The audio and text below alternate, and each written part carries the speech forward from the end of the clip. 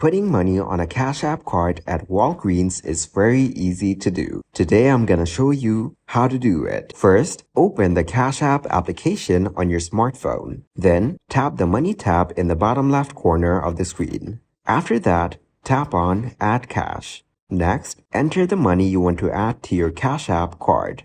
Typically, Walgreens accepts cash, debit cards, and credit cards for loading funds onto your Cash App card. Then tap Add.